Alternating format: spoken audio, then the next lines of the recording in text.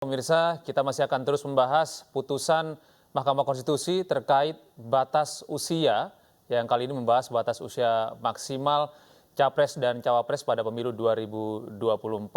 Kita akan membahas lebih lanjut terkait gugatan batas usia maksimal ini. Sudah bergabung bersama kami pengajar pemilu Fakultas Hukum Universitas Indonesia, Titi Anggraini. Selamat siang, Mbak Titi. Selamat siang, Mas Gede. Semoga sehat-sehat selalu. Amin. Ya, amin. Terima kasih, Mbak Titi. Mbak Titi, ini salah satu capres yaitu Prabowo Subianto ini kan sudah berusia 72 tahun ya. Dan kemudian kemarin ini kita sama-sama mendengarkan keputusan yang pada akhirnya melanggengkan Gibran Rakabuming Raka ini menjadi pendamping gitu dari Prabowo Subianto. Ini tanggapan Anda seperti apa? Apakah gugatan usia ini memang sengaja digunakan untuk menjegal gitu dari Capres Prabowo Subianto?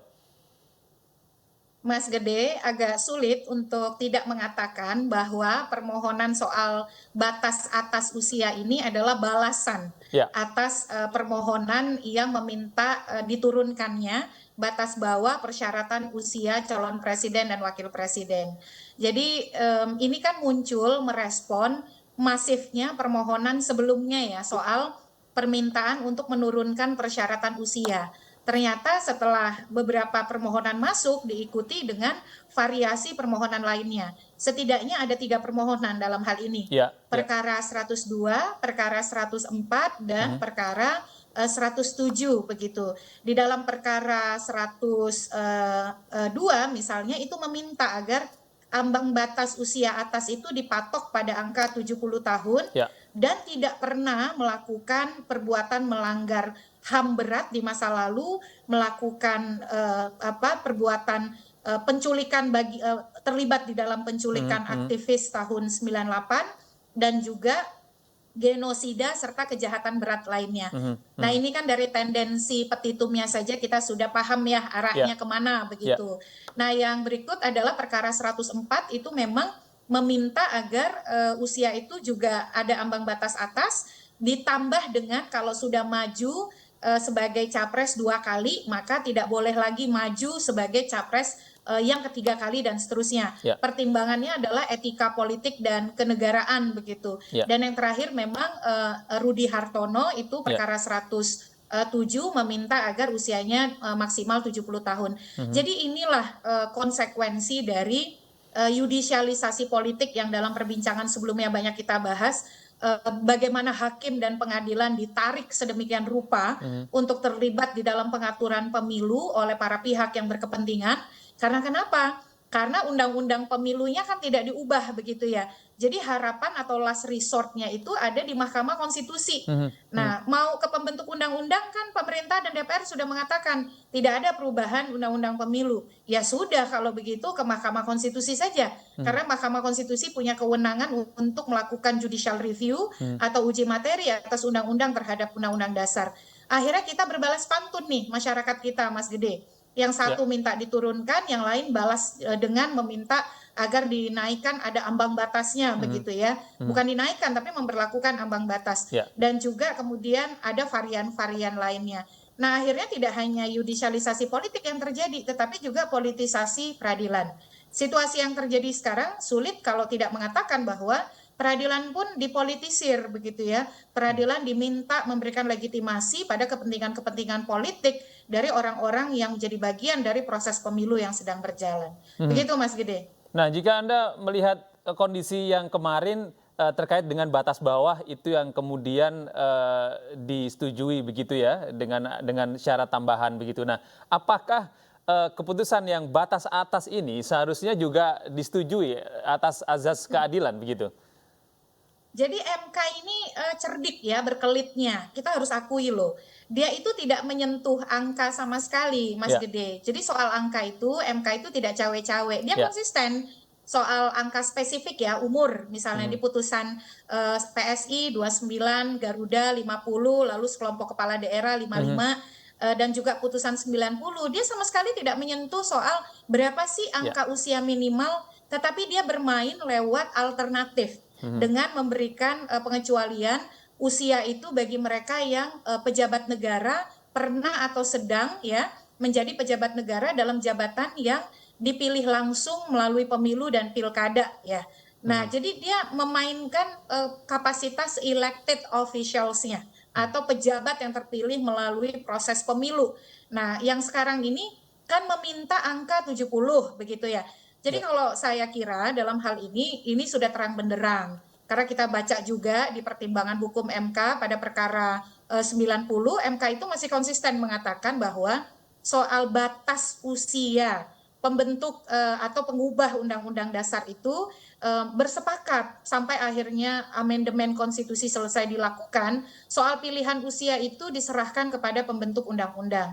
Nah, tetapi Mahkamah kan menggunakan argumen soal perluasan bagi mereka yang punya pengalaman pernah atau sedang menjabat sebagai pejabat negara dalam jabatan yang dipilih melalui pemilu termasuk pilkada. Nah, ini yang kita tunggu adalah apakah Mahkamah misalnya akan melompat juga ya dengan pengecualian-pengecualian. Misalnya, usia batas atas tidak masalah, diberlakukan, tapi ada pengecualian-pengecualian lain gitu ya. Nah, itu yang saya agak kurang bisa menemukan kira-kira ruangnya di mana begitu. Apakah misalnya dikecualikan bagi yang ada di Twitter misalnya teman saya menyatakan bagaimana kalau misalnya ambang batas atas tidak boleh tapi dikecualikan itu bagi yang misal pernah kena stroke atau sakit berat dan lain sebagainya. Nah, di konstitusi itu sudah jelas Mas Gede pasal 6 ayat 1 bahwa calon presiden dan wakil presiden itu harus warga negara Indonesia sejak kelahirannya, tidak pernah menerima kewarganegaraan asing atas kehendak pribadi begitu ya, dan sehat jasmani rohani. Nah, sehat jasmani rohani ini sudah ditegaskan di dalam pasal 169 bahwa itu akan dilakukan melalui pemeriksaan kesehatan yang dilakukan oleh KPU. Makanya kan sejak hari Sabtu, Minggu gitu ya, pasangan calon yang sudah mendaftar lebih dahulu melalui serangkaian tes dalam rangka memastikan syarat konstitusi bahwa calon presiden dan wakil presiden harus sehat jasmani rohani itu betul-betul terpenuhi begitu. Dugaan saya menduga ya ini hampir kalau berdasarkan langgam yang saya suka ikuti di Mahkamah Konstitusi, ini dari 3 putusan ini 102, 104, 107 kemungkinan itu akan ditolak semua. Karena misalnya soal permintaan bagi yang pernah melakukan kejahatan HAM berat, genosida, penculikan aktivis, itu di Undang-Undang Pemilu sudah ada diatur bahwa calon presiden, wakil presiden tidak boleh pernah misalnya terlibat di dalam tindak pidana begitu atau menjadi mantan terpidana. Itu kan yang diminta itu semua harus melalui proses hukum kan. Nah, jadi ya sebenarnya sudah diakomodir juga di dalam persyaratan-persyaratan yang terdapat di dalam pasal 169 Undang-Undang Nomor 7 Tahun 2017. Nah, termasuk juga misalnya dilarang maju kalau menjadi calon sudah 2 kali karena presiden itu kepala negara, kepala pemerintahan, etika bernegara gitu ya, etika politik. Saya kira itu juga syarat yang agak berlebihan ya kalau minta sampai namanya juga orang kan belum berkuasa ya, yang dibatasi itu konstitusionalisme menurut konstitusi kita pasal 7 Undang-Undang Dasar kita adalah masa jabatannya 1 periode 5 tahun bisa dipilih kembali untuk 1 periode berikutnya. Jadi yang dibatasi itu adalah ketika dia in power gitu ya, sedang berkuasa. Nah, kalau sekarang kan menjadi kontestan. Jadi dengan situasi seperti itu saya kira ya Prabowo akan melenggang ya menjadi capres pada pemilu 2024 karena memang perkara ini saya kira tidak lepas sebagai balasan ya atas perkara sebelumnya yang diajukan oleh beberapa pihak yang meminta penurunan usia calon presiden dan wakil presiden. Ya, Mbak Titis, kita sedikit berandai-andai, andaikan putusan ini diterima dan akhirnya menghalangi Prabowo Subianto untuk melenggang menjadi capres di 2024 ini, apa yang terjadi? Ya, saya kira kalau putusan sampai dikeluarkan, pertanyaannya adalah apakah MK akan menggunakan langgam dalam putusan terdahulu 90, langsung memberlakukan di pemilu 2024, ataukah diberlakukan untuk 2029? Karena peluang itu ada ya. Tidak semua putusan MK itu langsung berlaku untuk pemilu yang saat ini. Contohnya putusan nomor 14 tahun 2013. soal model keserentakan pemilu. Itu Mahkamah Konstitusi menyatakan berlakunya tidak untuk pemilu 2014, tapi nanti untuk pemilu yang akan datang gitu ya. Jadi itu kemungkinan pertama. Nah, yang kemungkinan kedua kalau dikabulkan gitu ya dan Ya. diberlakukan untuk 2024, ya tentu saja Pak Prabowo menjadi tidak bisa maju di 2024. Tetapi saya kira sekali lagi ya ini kita harus menunggu begitu. Dan kalaupun dikabulkan, pertanyaan berikutnya apakah KPU harus mengubah peraturan KPU mereka? Nah, ini kalau melihat apa yang dilakukan oleh KPU di dalam mengatur tindak lanjut putusan 90, KPU kan tidak mengubah peraturan KPU mereka dengan alasan serta-merta berlaku dengan adanya putusan MK, karena putusan MK final and binding begitu ya, final dan mengikat dan langsung bisa dilaksanakan. Nah, jadi nampaknya KPU pada posisi seperti itu. Nah, kita tunggu nih apakah soal ambang batas atas nih kalau dikabulkan gitu ya, sikap KPU akan konsisten atau tidak gitu. Meski sekali lagi saya kira ini kalau dilihat dari rentetannya ya, Mahkamah ini mencoba untuk mengepaskan waktu gitu. Soal ambang batas bawah kan dibacakan 16 Oktober gitu ya. Ya. Ambang batas atas dibacakan hari ini 23 Oktober. Sementara kita sama-sama tahu bahwa pendaftaran calon terakhir itu adalah pada tanggal 25 Oktober 2023 gitu. Jadi kita seperti selalu diminta untuk menunggu kejutan dari Mahkamah Konstitusi, walaupun untuk yang sekarang nampaknya ya tidak akan banyak kejutan ya. Tetapi yang kita harus perhatikan Mas Gede sebenarnya apa pertimbangan hukum atau rasio desidendi yang dibangun Mahkamah Konstitusi dalam putusannya sehingga dia sampai pada konklusi menolak atau menerima atau kemudian tidak dapat menerima permohonan dari 3 pemohon yang berkonsekuensi pada ambang batas atas calon presiden dan wakil presiden. Gitu. Ya, artinya Bu Titi, kalau misalnya seperti putusan yang kemarin, yang putusan 90 itu kan akhirnya bisa dilaksanakan saat itu juga setelah putusan ya. Kalau misalnya ya, kita berandai lagi. Ini akhirnya putusan mengabulkan begitu tuntutan itu dan kemudian harus ada pengganti dari pasangan capres dan cawapres yang usia memang di atas angka 70 tahun itu. Dan itu kan apakah itu kan menjadi hak dari partai politik pada akhirnya untuk menentukan siapa penggantinya?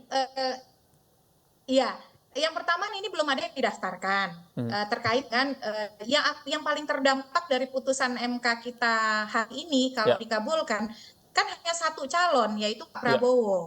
Sementara calon yang lain itu kan tidak terdampak begitu. Nah, bagaimana bagi yang Pak Prabowo misalnya begini dikabulkan, otomatis koalisi pencalonan partai yang belum mendaftarkan calonnya itu harus berembuk kembali untuk kemudian merumuskan kesepakatan baru siapa yang akan mereka usung sebagai calon presiden.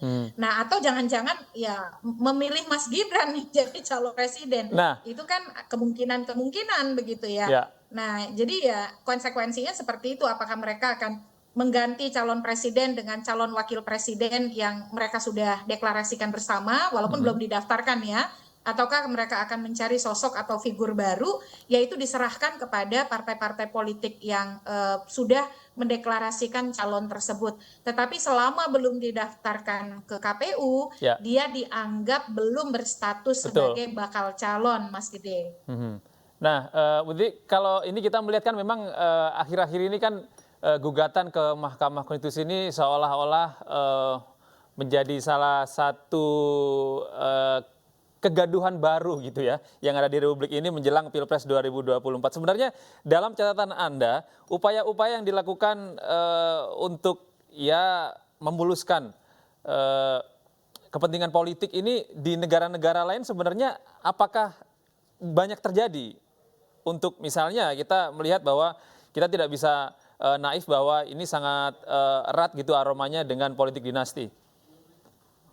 Iya, di negara-negara lain sepengetahuan saya ya, sebenarnya fenomena yang serupa tapi tidak sama juga terjadi. Contohnya di Amerika Serikat itu, menjelang kompetisi antara Donald Trump dan Joe Biden. Jadi tetapi di sana fokusnya adalah soal hak memilih atau right to vote ya. Jadi banyak sekali yang mempersoalkan misalnya eligibilitas dari pemilih untuk mencoblos.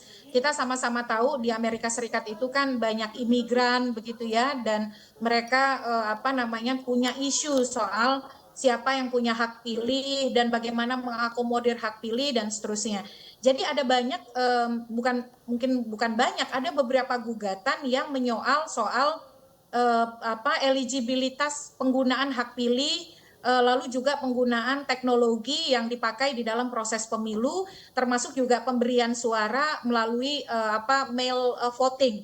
Jadi memilih lewat pos. Nah, tetapi karena ini dianggap sangat politis, Mas Gede ya, maka di Amerika Serikat itu dikenal yang namanya Purcell Principle atau prinsip Purcell. Jadi putusan pengadilan yang dikeluarkan menjelang pemilu itu diberlakukan untuk pemilu berikutnya. Jadi tidak langsung dieksekusi untuk pemilu yang sedang berlangsung. Kenapa? Satu, agar penyelenggara pemilu, pemilih, peserta pemilu itu bisa betul-betul beradaptasi dan familiar dengan putusan itu.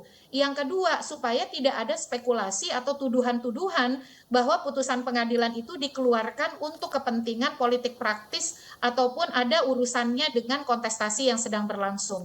Nah, di kita kan enggak gitu ya. Sudah di depan mata putusan pengadilannya keluar dan ditegaskan oleh pengadilannya berlaku untuk pemilu yang saat ini juga. Jadi mungkin pilihan seperti Purcell Principle di Amerika Serikat itu juga bisa jadi pilihan di pemilu kita dengan pendekatan supaya orang tidak berspekulasi dan kehilangan kepercayaan terhadap proses pemilu dan diduga pengadilan mendapatkan anasir politik dari proses politik praktis, ya diberlakukan saja untuk 2024, pemilu berikutnya gitu atau 2029. Iya, Mbak Titi, apakah ini putusan batas maksimal 70 tahun ini sebenarnya hanya upaya lip service saja sebagai penyeimbang jika di batas bawah ada, di batas bawah atas pun harus ada? Motif yang sesungguhnya, motif yang paling genuine, orisinil, saya tidak tahu. Tentu pemohon yang paling tahu ya. Tetapi kalau kita baca yang kita bisa menduga apakah itu diselingi oleh motif pragmatis atau tidak, ya dari argumentasi permohonannya begitu. Nah, kalau saya baca dari argumentasi permohonannya, ya para pemohon berusaha untuk membangun logika hukum gitu terkait dengan apa yang menjadi permohonan mereka. Tapi memang sulit membantah bahwa permohonan ambang batas atas ini tidak sebagai balasan terhadap ambang batas bawah. Ya kalau saya sih menilai dari yang memohon saja itu sudah bisa kita baca sebagai upaya balasan atau respon sebaliknya dari yang meminta ambang batas bawah. Begitu. Baik, Bu Titi, tahan dulu ya, kita akan mendengarkan putusan dari gugatan nomor 102. Kita kembali ke Mahkamah Konstitusi, pemirsa. Rio Saputro S.A. sebagai pemohon 1, 2. Wiwit Arianto S.A. sebagai pemohon 2, 3. Rahayu Fatika Sari S.A. sebagai pemohon 3. Para pemohon dalam hal ini diwakili oleh Halim Yeverson, Rambe S.H. dan kawan-kawan. Membaca permohonan para pemohon, mendengar keterangan para pemohon, memeriksa bukti-bukti para pemohon, duduk perkara dan seterusnya dianggap dibacakan. Pertimbangan hukum kewenangan Mahkamah 3.1, 3.2 dianggap dibacakan. Mahkamah berwenang mengadili permohonan para pemohon. Kedudukan hukum pemohon 3.3, 3.4, 3.5 dianggap dibacakan. Menurut Mahkamah, para pemohon memiliki kedudukan hukum untuk mengajukan permohonan akuo. 3.6 menimbang bahwa oleh karena Mahkamah berwenang mengadili permohonan akuo dan para pemohon memiliki kedudukan hukum untuk bertindak sebagai pemohon. Selanjutnya Mahkamah akan mempertimbangkan pokok permohonan.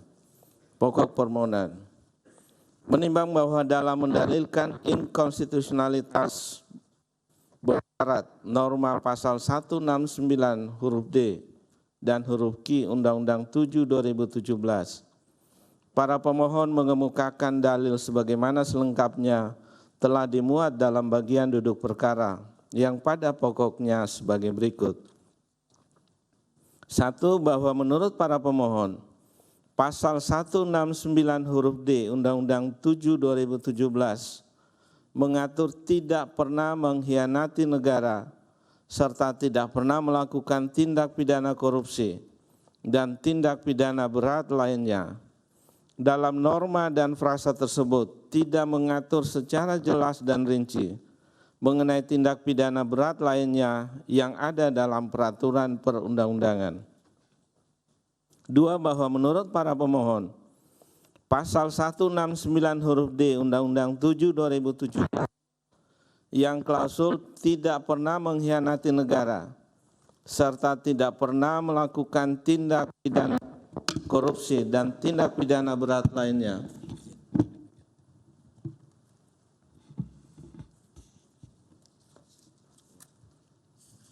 Saya ulangi, bahwa menurut para pemohon, Pasal 169 huruf D Undang-Undang 7 2017 pada klausul tidak pernah mengkhianati negara serta tidak pernah melakukan tindak pidana korupsi dan tindak pidana berat lainnya menimbulkan kekaburan norma sehingga menyebabkan tidak terpenuhinya asas kepastian hukum pada pasal tersebut.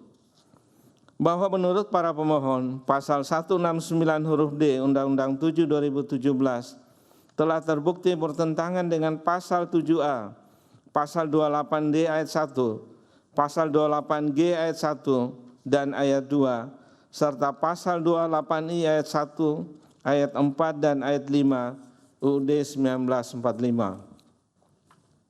Bahwa menurut para pemohon, persyaratan calon presiden dan calon wakil presiden bertentangan dengan Pasal 6 ayat 1, Pasal 28D ayat 1, Pasal 28I ayat 4 dan ayat 5 UUD 1945 setidaknya bersifat potensial yang menurut penalaran yang wajar dapat dipastikan akan terjadi dan merugikan hak konstitusional serta hak asasi para pemohon untuk memiliki presiden dan wakil presiden yang mampu secara rohani dan jasmani untuk melaksanakan tugas dan kewajiban sebagai presiden dan wakil presiden. Bahwa menurut para pemohon, apabila tidak ada batasan usia maksimal dan dari syarat calon presiden dan calon wakil presiden, serta presiden dan wakil presiden terpilih berusia lebih dari 70 tahun dengan kesehatan yang sudah menurun dan tidak produktif menjalankan kinerjanya, sehingga mengakibatkan hak asasi manusia dalam pembangunan bangsa dan negara, maka seluruh warga negara Indonesia termasuk para pemohon mengalami kerugian konstitusional setidaknya bersifat potensial yang menurut penalaran yang wajar dapat dipastikan akan terjadi.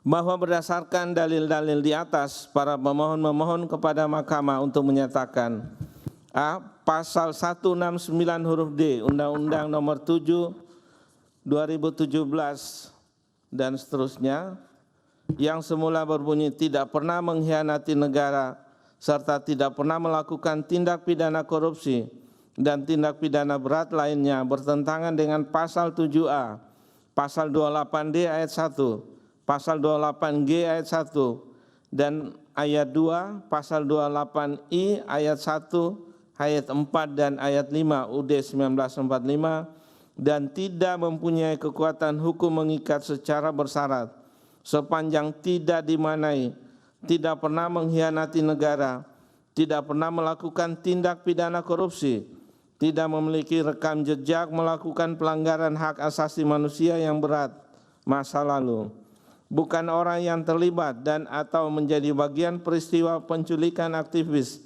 pada tahun 1998, bukan orang yang terlibat dan atau pelaku penghilangan orang secara paksa, tidak pernah melakukan tindak pidana genosida, bukan orang yang terlibat dan atau pelaku kejahatan terhadap kemanusiaan dan tindakan yang anti demokrasi serta tindak pidana berat lainnya.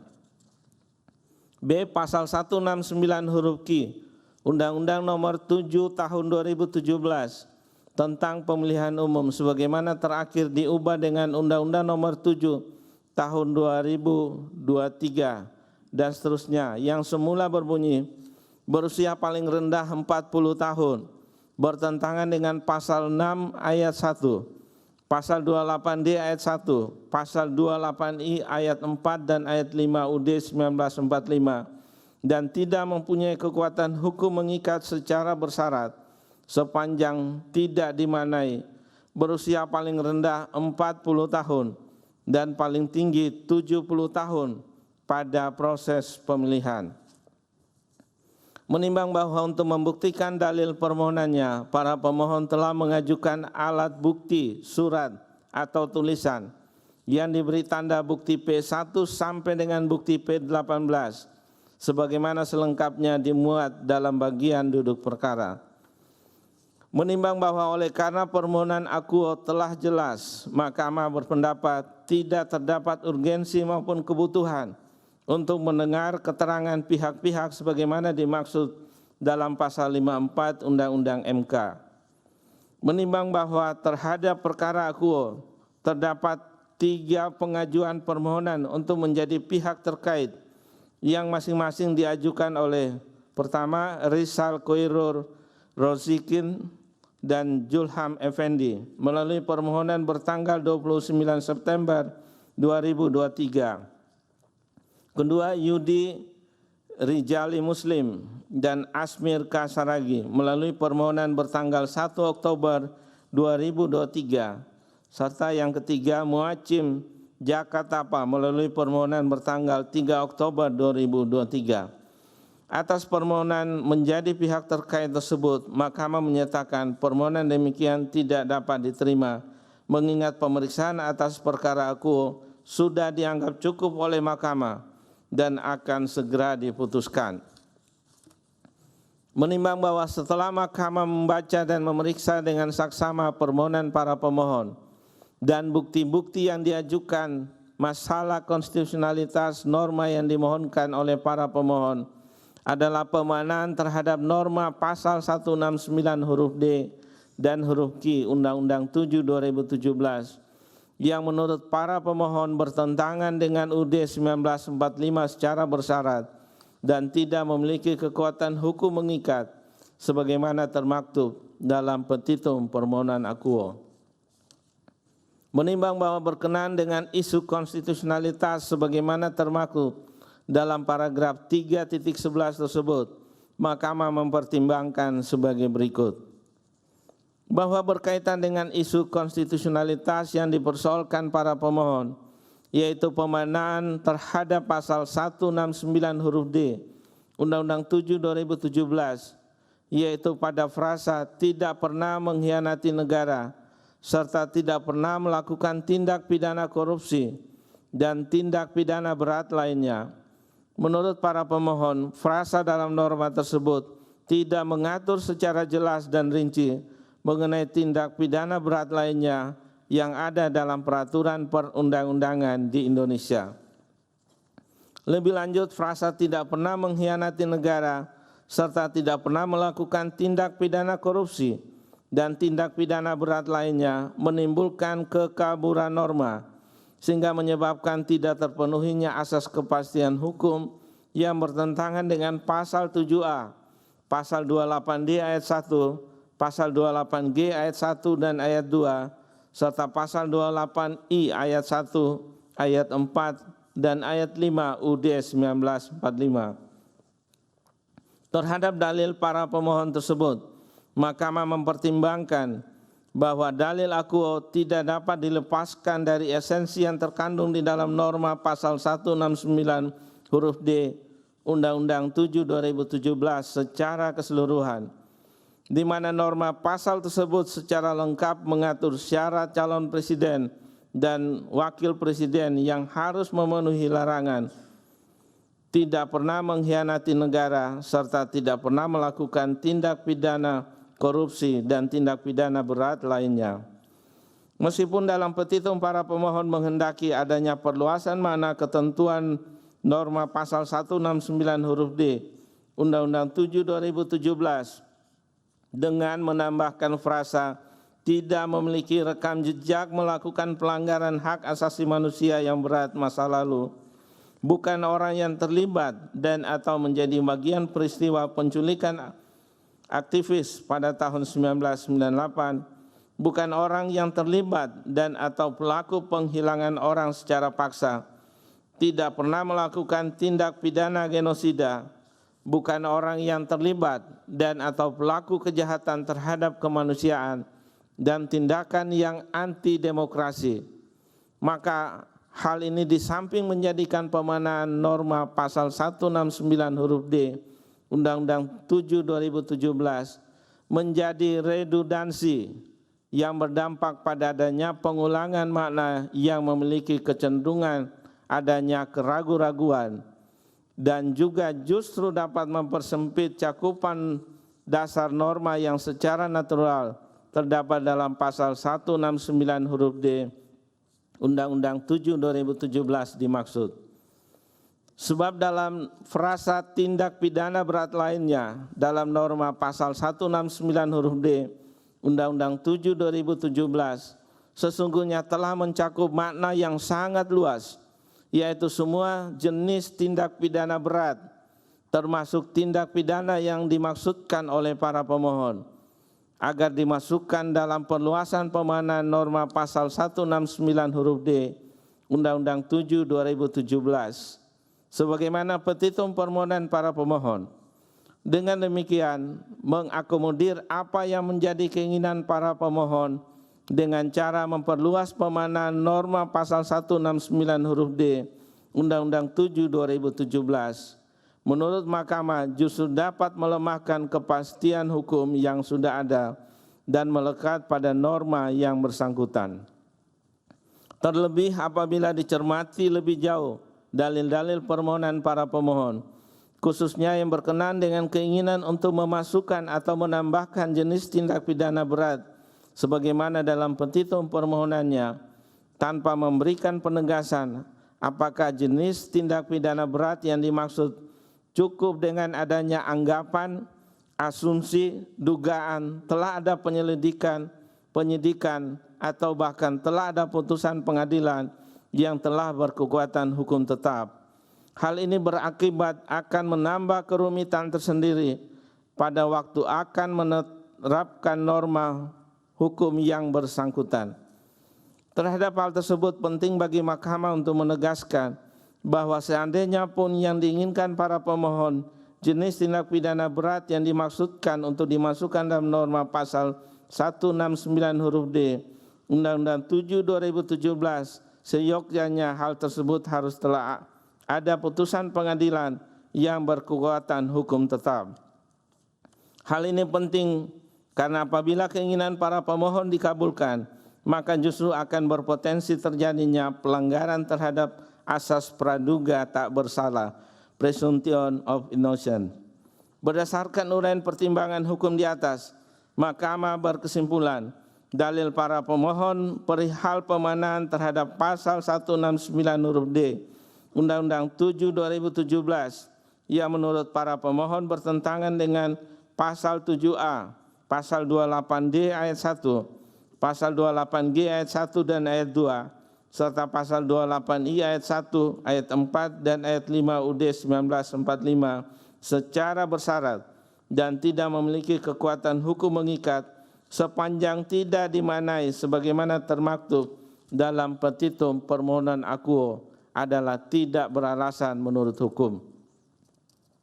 Bahwa lebih lanjut berkenaan dengan dalil para pemohon yang mempersoalkan inkonstitusionalitas norma pasal 169 huruf Q Undang-Undang 7 2017 tidak mengatur adanya syarat batasan usia maksimal untuk menjadi calon presiden dan calon wakil presiden, sehingga hak konstitusional para pemohon untuk dapat memiliki presiden dan wakil presiden yang produktif, energik, serta sehat secara rohani dan jasmani, setidaknya bersifat potensial yang menurut penalaran yang wajar dapat dipastikan akan terjadi dan menimbulkan kerugian konstitusional apabila presiden dan wakil presiden yang terpilih dari hasil pemilihan umum yang memiliki usia lebih dari 70 tahun.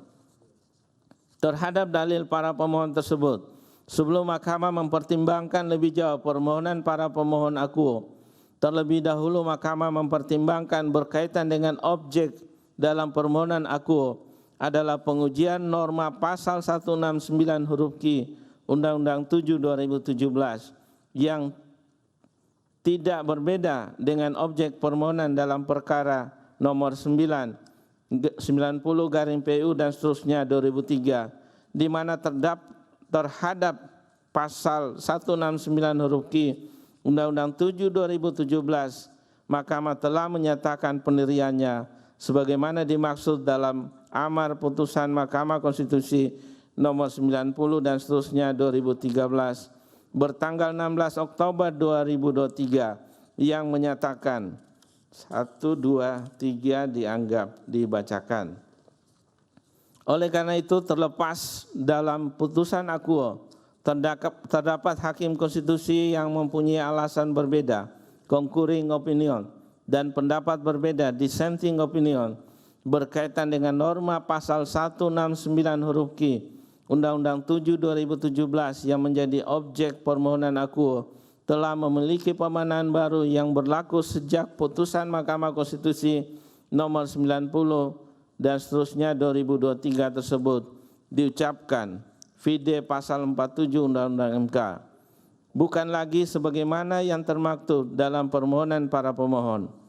Dengan demikian, terlepas permohonan akuo memenuhi ketentuan pasal 60 Undang-Undang MK dan pasal 78 Peraturan Mahkamah Konstitusi nomor 2 tahun 2021 tentang tata beracara dalam perkara pengujian undang-undang atau tidak, dalil para pemohon berkaitan dengan pengujian inkonstitusionalitas norma pasal 169 huruf Q Undang-Undang 7 2017 adalah telah kehilangan objek.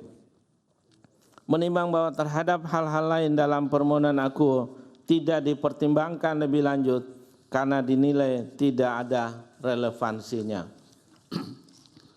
Konklusi, berdasarkan penilaian atas fakta dan hukum tersebut di atas, Mahkamah berkesimpulan: 1. Mahkamah berwenang mengadili permohonan para pemohon. 2. Para pemohon memiliki kedudukan hukum untuk mengajukan permohonan akuo. 3. Pokok permohonan para pemohon sepanjang pengujian norma pasal 169 huruf D Undang-Undang 7 2017 adalah tidak beralasan menurut hukum. 4. Pokok permohonan para pemohon sepanjang pengujian norma pasal 169 huruf Q Undang-Undang 7 2017 adalah kehilangan objek.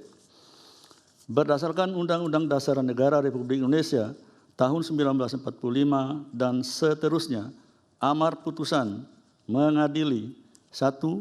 Menyatakan permohonan para pemohon sepanjang pengujian norma pasal 169 huruf Q Undang-Undang 7 2017 tidak dapat diterima.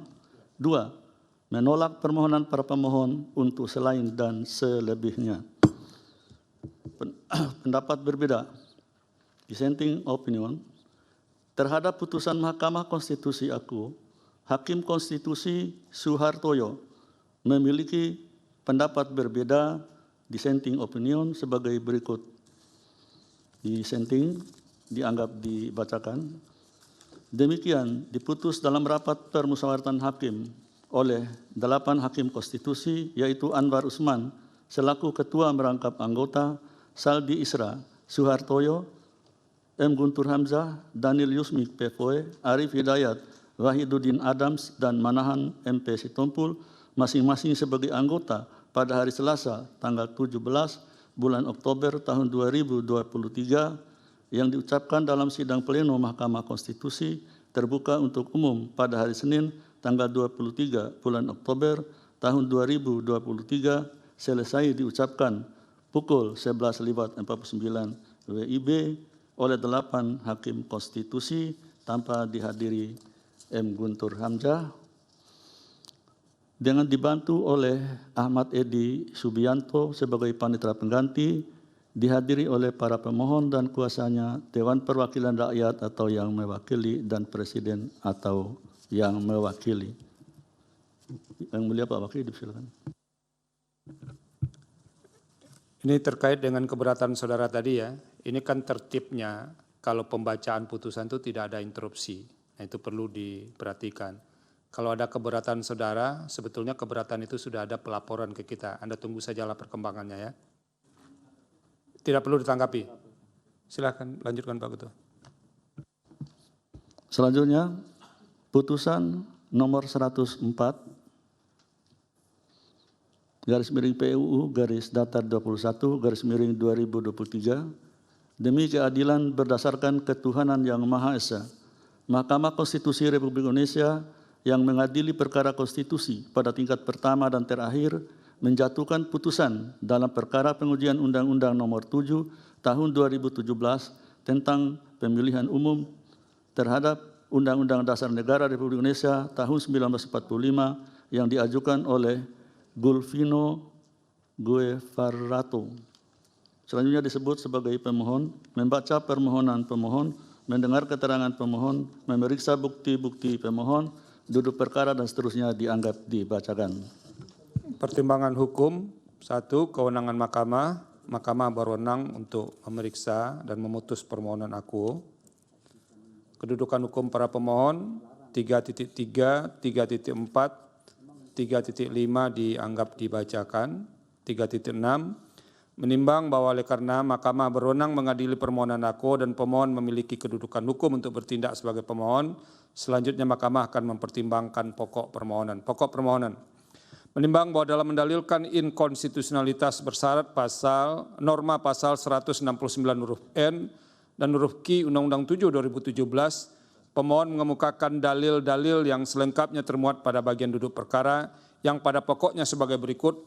1, 2 dianggap dibacakan. 3, bahwa berdasarkan dalil-dalil di atas, pemohon memohon agar mahkamah menyatakan pasal 169 huruf N Undang-Undang Pemilu bertentangan dengan pasal 28J ayat 1 Undang-Undang Dasar 1945 dan tidak memiliki kekuatan hukum mengikat sepanjang tidak dimaknai, belum pernah menjabat sebagai presiden dan atau wakil presiden selama 2 kali masa jabatan dalam jabatan yang sama, atau belum pernah mencalonkan diri sebagai presiden dan wakil presiden sebanyak 2 kali dalam masa jabatan yang sama. Serta menyatakan pasal 169 huruf Q Undang-Undang Pemilu bertentangan dengan pasal 28D ayat 3 dan pasal 28J ayat 1 Undang-Undang Dasar 1945 dan tidak memiliki kekuatan hukum mengikat sepanjang tidak dimaknai, berusia paling rendah 21 tahun dan paling tinggi 65 tahun pada saat pengangkatan pertama. Menimbang bahwa untuk membuktikan dalil-dalilnya, pemohon mengajukan alat bukti surat atau tulisan yang diberi tanda bukti P1 sampai dengan bukti P9. Menimbang bahwa sebelum mempertimbangkan pokok permohonan dengan berlandaskan kepada pasal 54 Undang-Undang MK, oleh karena permohonan akuo telah jelas, maka mahkamah berpendapat tidak terdapat urgensi untuk meminta keterangan pihak-pihak sebagaimana disebut dalam pasal 54 Undang-Undang MK.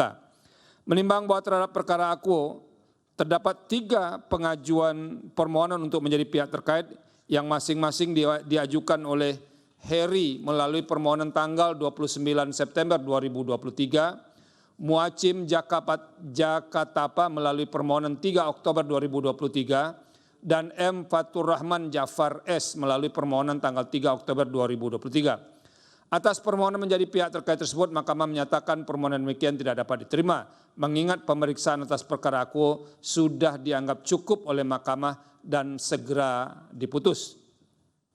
Menimbang bahwa pemohon pada pokoknya memohonkan agar pasal 169 huruf N Undang-Undang 7 2017 yang mengatur pembatasan jumlah berapa kali seorang warga negara dapat menjabat sebagai presiden dan atau wakil presiden, ditambahkan makna baru berupa pembatasan berapa kali seorang warga negara dapat mencalonkan diri sebagai calon presiden atau wakil presiden.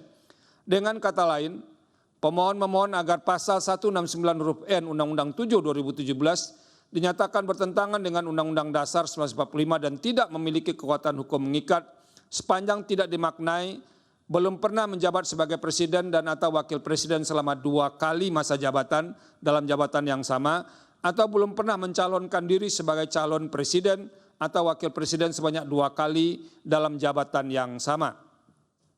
Bahwa selain norma di atas, pemohon juga memohon agar pasal 169 huruf Q Undang-Undang 7 2017 yang mengatur angka 40 tahun sebagai batasan usia minimal bagi calon presiden dan wakil presiden diberi makna baru, yaitu minimal 21 tahun dan batasan maksimal 65 tahun. Dengan kata lain, pemohon memohon agar pasal 169 huruf Q Undang-Undang 7 2017 dinyatakan bertentangan dengan Undang-Undang Dasar 1945 dan tidak mempunyai kekuatan hukum mengikat sepanjang tidak dimaknai berusia paling rendah 21 tahun dan paling tinggi 65 tahun pada saat pengangkatan pertama. Menimbang bahwa terhadap permohonan pengujian inkonstitusionalitas pasal 169 huruf N Undang-Undang 7 2017, Mahkamah perlu menguraikan beberapa ketentuan dalam Undang-Undang Dasar yang mengatur pemilihan umum presiden dan wakil presiden. Beberapa ketentuan dimaksud adalah pasal 6 Undang-Undang Dasar 1945 mengatur syarat untuk menjadi calon presiden dan wakil presiden. Selengkapnya pasal 6 Undang-Undang Dasar 1945 mengatur bahwa ayat 1 ayat 2 dianggap dibacakan. B. Pasal 6A Undang-Undang Dasar 1945 mengatur tata cara pelaksanaan pemilihan presiden dan wakil presiden.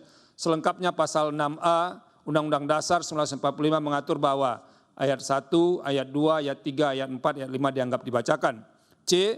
Pasal 7 Undang-Undang Dasar 1945 mengatur pembatasan masa atau periode masa jabatan presiden dan wakil presiden. Selengkapnya pasal 7 Undang-Undang Dasar 1945 mengatur bahwa dianggap dibacakan. Bahwa berkenaan dengan norma dalam pasal 6, pasal 6A dan pasal 7 Undang-Undang Dasar 1945 di atas dikaitkan dengan dalil pemohon, Mahkamah mempertimbangkan sebagai berikut. Bahwa pemohon memohon agar Mahkamah memaknai pasal 169 huruf N Undang-Undang 7 2017 dari sebelumnya rumusan pasal akuo menyatakan belum pernah menjabat sebagai presiden atau wakil presiden selama 2 kali masa jabatan dalam masa jabatan yang sama, untuk ditambahkan makna dengan atau belum pernah mencalonkan diri sebagai presiden atau wakil presiden sebanyak 2 kali dalam masa jabatan yang sama.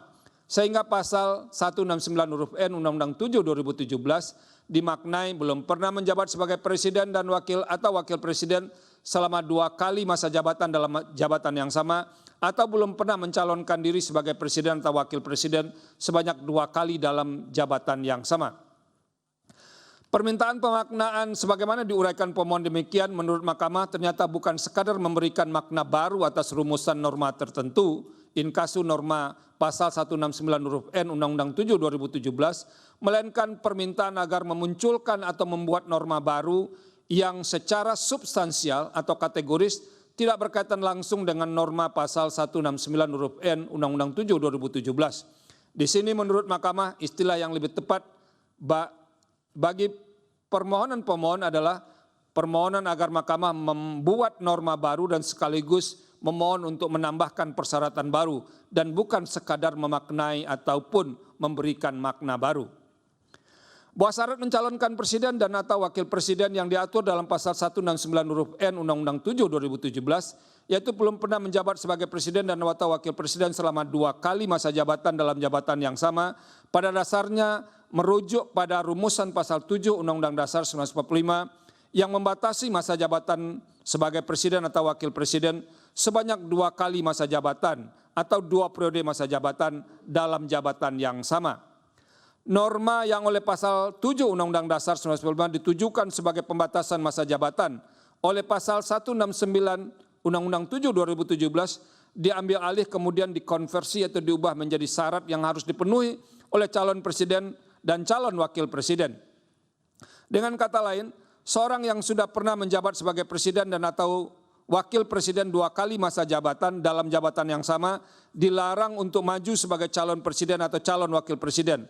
Perihal pembatasan masa jabatan yang demikian, Mahkamah telah mengadili dan memutus melalui putusan Mahkamah Konstitusi nomor 117 tahun 2022 yang diucapkan dalam sidang terbuka untuk umum pada tanggal 31 Januari 2023 dan putusan Mahkamah Konstitusi nomor 4 tahun 2023 yang diucapkan dalam sidang terbuka untuk umum pada 28 Februari 2023. Dari sisi perumusan atau pembentukan undang-undang, isi garis miring makna norma pasal 169 huruf N Undang-Undang 7 2017 demikian menurut Mahkamah sudah cukup jelas dan tegas, sehingga manakala pemohon meminta agar Mahkamah memberikan makna tambahan yang sama sekali baru dan tidak berkaitan dengan makna yang dirumuskan aslinya, yaitu mengenai pembatasan atau frekuensi jumlah pencalonan maksimal 2 kali, permintaan demikian tidak saja membuat makna baru atas norma pasal 169 huruf N Undang-Undang 7 2017, namun juga menimbulkan ketidakpastian hukum. Bahwa selain itu, Mahkamah dalam pertimbangan hukum putusan terdahulu yaitu putusan nomor 90 2023 yang diucapkan dalam sidang pleno terbuka untuk umum pada tanggal 16 Oktober 2023 telah mengambil sikap untuk menghilangkan atau setidaknya mengurangi pembatasan-pembatasan bagi warga negara yang ingin menjadi calon presiden atau calon wakil presiden. Dalam kaitan dengan permohonan, menurut Mahkamah, pemohon meminta agar Mahkamah menambahkan syarat tertentu yang jika dikabulkan akan membatasi atau mengurangi derajat kebebasan warga negara untuk maju sebagai calon presiden atau calon wakil presiden. Berdasarkan pertimbangan hukum demikian, Mahkamah berpendapat permohonan pemohon yang meminta agar pasal 169 huruf N Undang-Undang 7 2017 dinyatakan inkonstitusional sepanjang tidak dimaknai belum pernah menjabat sebagai presiden atau wakil presiden selama 2 kali masa jabatan dalam masa jabatan yang sama, atau belum pernah mencalonkan diri sebagai presiden atau wakil presiden sebanyak 2 kali dalam masa jabatan yang sama adalah tidak beralasan menurut hukum. Menimbang bahwa berkenaan dengan permohonan pengujian inkonstitusionalitas pasal 169 huruf Q Undang-Undang 7 2017, terlebih dahulu Mahkamah mempertimbangkan bahwa objek permohonan akuo tidak berbeda dengan objek permohonan dalam perkara nomor 90 tahun 2023. Sementara itu berkenaan dengan perkara nomor 90 tahun 2023, Mahkamah telah menjatuhkan putusan atas perkara akuo yang telah diucapkan dalam sidang pleno terbuka untuk umum pada tanggal 16 Oktober 2023. Di mana terhadap pasal 169 huruf Q Undang-Undang 7 2017, Mahkamah telah menyatakan pendiriannya sebagaimana dimaksud dalam amar putusan Mahkamah Konstitusi nomor 90 tahun 2023 yang menyatakan 1, 2, 3 dianggap dibacakan.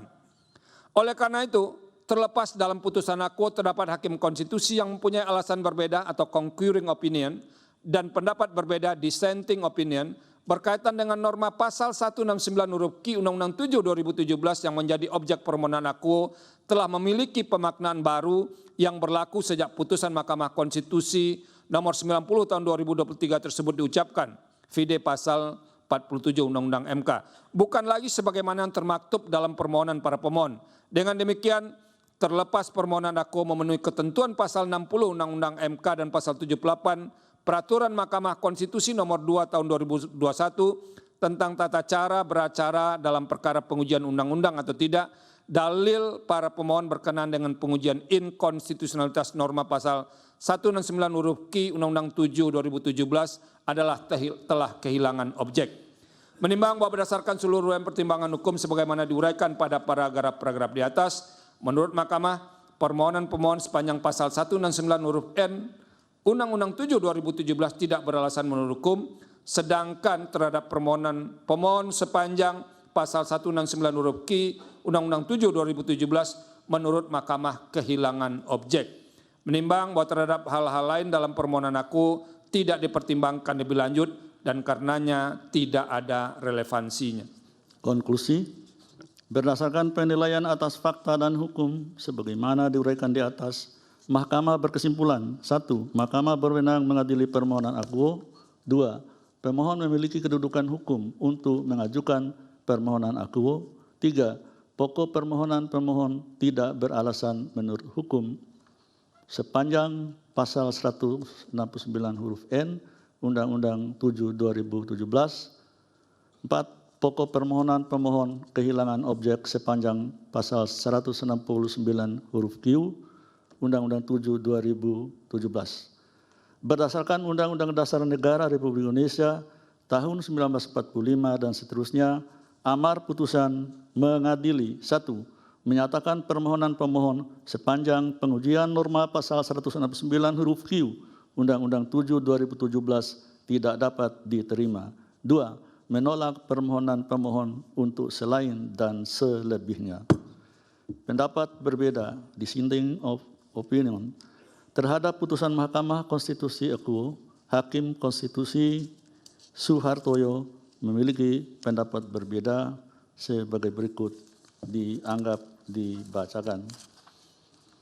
Demikian diputus dalam rapat permusyawaratan hakim oleh 8 hakim konstitusi, yaitu Anwar Usman selaku ketua merangkap anggota, Saldi Isra, M. Guntur Hamzah, Suhartoyo, Daniel Yusmik PVOE, Arif Hidayat, Manahan MP Sitompul, dan Wahidudin Adams, masing-masing sebagai anggota pada hari Selasa tanggal 17 bulan Oktober tahun 2023, yang diucapkan dalam sidang pleno Mahkamah Konstitusi terbuka untuk umum pada hari Senin tanggal 23 bulan Oktober tahun 2023, selesai diucapkan pukul 12.05 WIB oleh 8 hakim konstitusi tanpa M. Guntur Hamzah, dengan dibantu oleh Mardian Wibowo sebagai panitera pengganti, dihadiri oleh para pemohon atau kuasanya, Dewan Perwakilan Rakyat atau yang mewakili, dan Presiden atau yang mewakili, serta para pihak terkait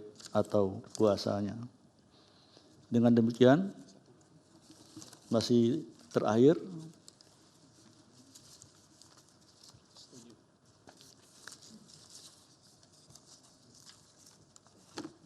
putusan nomor 107 garis miring PUU garis datar 21 garis miring 2023 demi keadilan berdasarkan ketuhanan yang Maha Esa.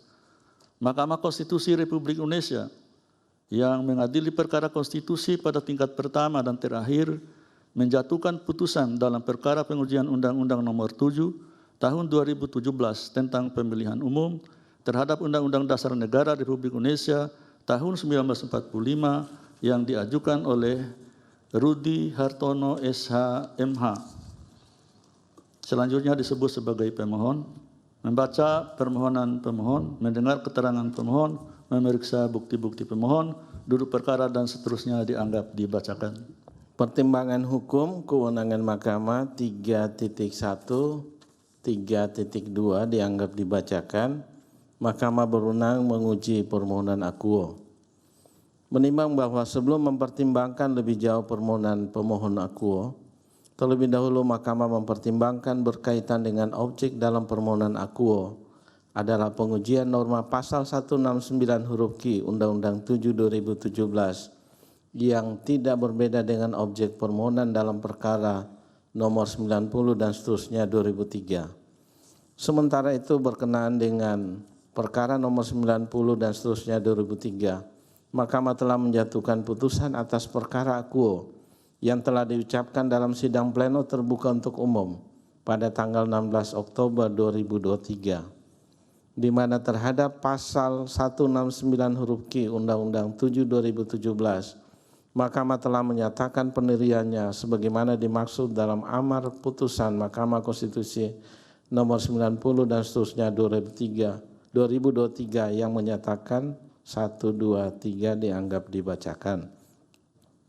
Oleh karena itu terlepas dalam putusan akuo terdapat hakim konstitusi yang mempunyai alasan berbeda concurring opinion dan pendapat berbeda dissenting opinion berkaitan dengan norma pasal 169 huruf Q Undang-Undang 7 2017 yang menjadi objek permohonan akuo telah memiliki pemahaman baru yang berlaku sejak putusan Mahkamah Konstitusi nomor 90 dan seterusnya 2023 tersebut diucapkan. Vide pasal 47 Undang-Undang MK bukan lagi sebagaimana termaktub dalam permohonan pemohon.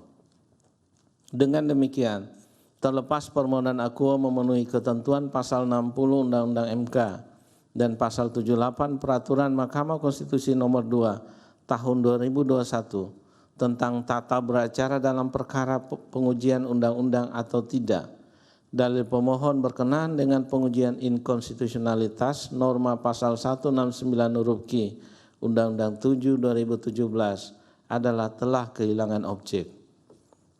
Menimbang bahwa oleh karena permohonan akuo telah kehilangan objek, maka menurut Mahkamah tidak relevan lagi untuk mempertimbangkan kedudukan hukum pemohon dan pokok permohonan.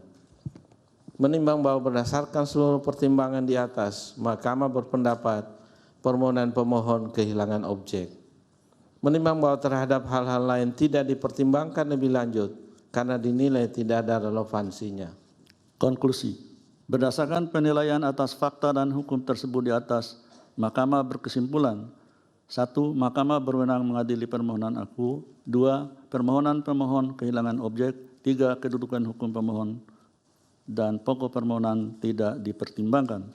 Berdasarkan Undang-Undang Dasar Negara Republik Indonesia tahun 1945 dan seterusnya, amar putusan mengadili menyatakan permohonan pemohon tidak dapat diterima.